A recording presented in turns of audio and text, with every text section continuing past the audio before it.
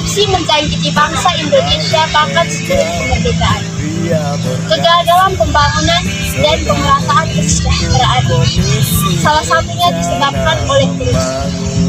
Ada beberapa poin penting yang harus diperhatikan tentang dampak masif korupsi terhadap pertahanan dan keamanan negara, yaitu yang pertama, terjadinya krisis identitas diri, yang kedua, terjadinya krisis bela negara, yang ketiga, melemahnya kepercayaan masyarakat terhadap negara.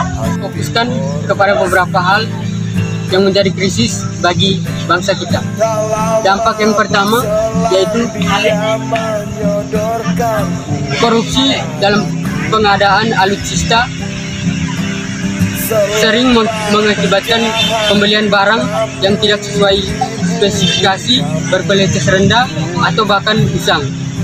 Hal ini mengurangi efektivitas dan kesiapan militer dalam menghadapi ancaman. Dampak yang kedua yaitu penyelewengan anggaran pertahanan. Anggaran pertahanan yang seharusnya digunakan untuk meningkatkan kapasitas dan kapabilitas pertahanan malah sering diselewengkan. Dana yang seharusnya digunakan untuk pelatihan, pemeliharaan, dan modernisasi peralatan militer malah sering masuk ke kantong pribadi. Korupsi dapat merusak integrasi dan semangat para kinerja personel. Ketika personel melihat pimpinannya terlibat dalam kasus korupsi, maka akan hilang rasa kepercayaannya yang dapat berdampak negatif bagi disiplin dan kinerja kerja. Yang keempat, vulnerabilitas terhadap ancaman eksternal. Korupsi membuat negara lebih rentan terhadap ancaman eksternal. Dengan militer yang tidak siap dan alutsista yang kurang memadai, negara menjadi target yang lebih mudah bagi agresi eksternal atau intervensi asing. Dampak yang kelima adalah keamanan nasional yang terancam. Sistem keamanan nasional menjadi tidak efektif. Korupsi di dalam lembaga keamanan bisa berarti bahwa informasi sensitif dijual atau tidak dilindungi dengan baik, membuat negara lebih rentan terhadap spionase dan serangan siber.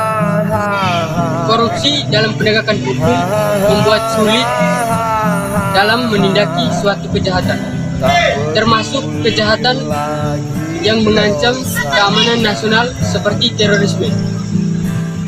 Dengan aparat hukum yang korup, membuat pelaku kejahatan dapat dengan mudah menghindari hukum. Korupsi di sektor pertahanan atau keamanan mengikis kepercayaan publik serta pemerintah dan lembaga-lembaganya. Ketidakpercayaan ini dapat berujung pada stabilitas sosial dan politik, yang mana pada gilirannya dapat mempengaruhi keamanan nasional. 8. Gangguan stabilitas politik dan sosial. Korupsi yang meluas dapat menyebabkan ketidakpuasan publik yang tinggi yang dapat berujung pada protes massa, kerusuhan, dan bahkan pemberontakan. Hal ini jelas mengancam kestabilitasan negara. Angka 9, menghambatnya kerjasama internasional. Kita mengetahui bahwa jika suatu negara melakukan tindakan korupsi yang besar-besaran, maka dalam hal kerjasama dengan negara lain akan mengurangi rasa kepercayaan. Hal ini disebabkan oleh adanya suatu tindakan yang dimana dalam kita mengetahui bahwa namanya kerjasama antar suatu negara pasti ada pendanaan. Oleh karena itu, jika negara itu korupsi, maka suatu negara akan enggan untuk bekerja sama karena pendanaan yang akan mereka berikan kepada suatu negara tersebut itu akan dilakukan tindakan korupsi. Meskipun kita mengetahui bahwa negara itu tidak melakukan tindakan korupsi, hanya tercatat sebagai negara yang korupsi. Akan tetapi rasa kurang percayanya suatu negara itu akan melemah jika negara itu telah dikenal sebagai negara yang korupsi. Demikian video materi kami tentang dampak masif korupsi bagi pertahanan dan keamanan. Pesan dari kami, mungkin kami menyadari bahwa tindakan korupsi merupakan tindakan yang salah. Akan tetapi kami mengajak bagi kita semua untuk sama-sama memberantas korupsi. Karena kita mengetahui bahwa korupsi itu sering disalahgunakan oleh oknum-oknum yang merupakan pejabat dan juga oknum-oknum yang di atas rakyat. Oleh karena itu, kesan dari kami, mungkin kami menyadari bahwa selama proses pembuatan video ini kami banyak mengalami kendala, akan tetapi kami berterima kasih banyak kepada semua orang yang sama-sama bekerja sama dalam menuntaskan video ini.